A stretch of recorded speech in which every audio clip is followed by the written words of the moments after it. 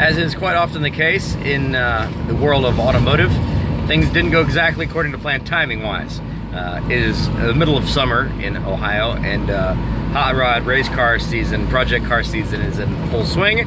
So it's been a little tricky getting things coordinated with CIA Performance. We were busy, they were busy, we had events, they had events. It's been crazy.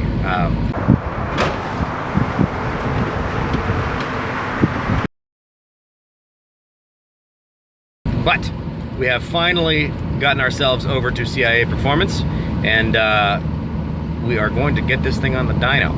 And we're gonna hope for the best. It's gonna be fine. You know, nothing's gonna get hurt. This is always a very nerve-wracking time whenever you put a car on the dyno, even if it doesn't make any power. It's just really scary for some reason. I don't know. So we're gonna talk to Eric Hargett when we get to the dyno here in just a second, and we're gonna have a little bit of an interview process with him, and he's gonna give us a little bit of an explanation of how this works, and we'll see what we both agree is gonna be our numbers, because, you know, it's always fun to guess. And you guys will see this bad wagon put down some kind of number. I don't know. We'll see.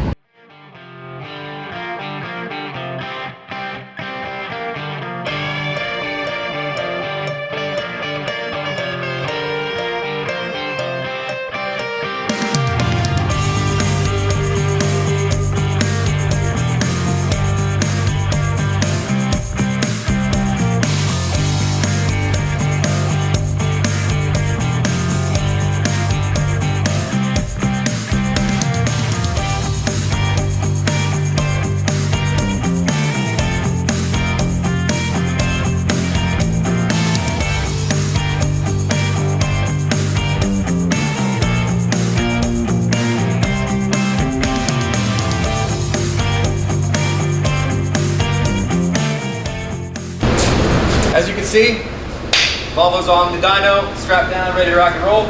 This is Eric Hargett. If you've seen him in some of our other videos, Eric, good to see you again, sir. Thanks for letting us put this terrible thing on your dyno. Gonna be one of the slowest things you've ever run? Close to it. Yeah. But that's okay.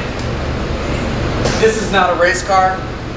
This is not, these guys are more designed for race car stuff. This is just for basic dyno purposes, for data purposes. We just want to know what it does. So, dyno-wise, it's rear-wheel drive. You guys can move this thing around. Yeah.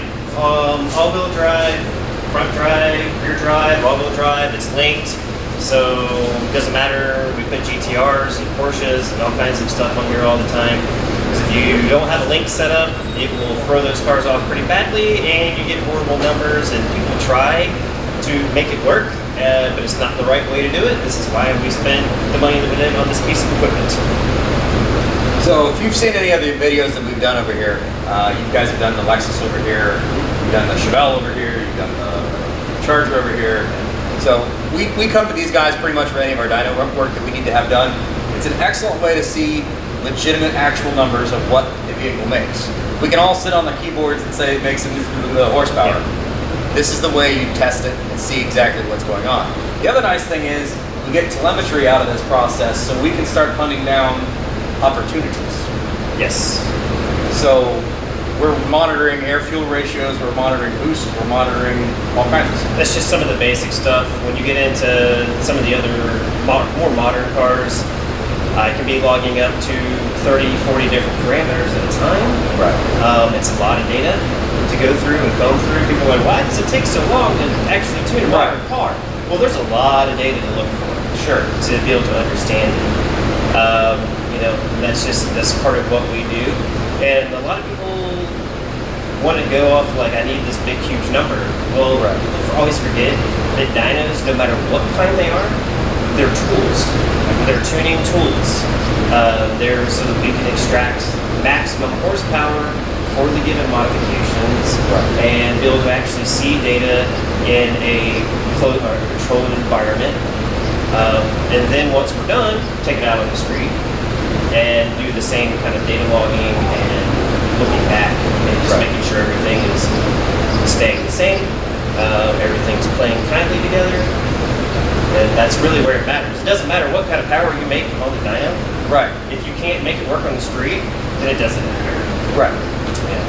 Well, that's one of the things that's always funny when we come over here for dyno days. The only things you ever see online are the runs. And that's all we're going to show you guys is just the runs. What you don't see is the hours of playing around on the laptop, checking telemetry, running it up a little bit, making a little bit of a change, running it again, running it again, running it again. And that's where most people think that they're going to go get a tune. And they're going to be there for just a little bit of time. They're out the door. No. That's your whole day. Yeah, I mean, I legitimately spend no less than probably 3 to 4 hours per car.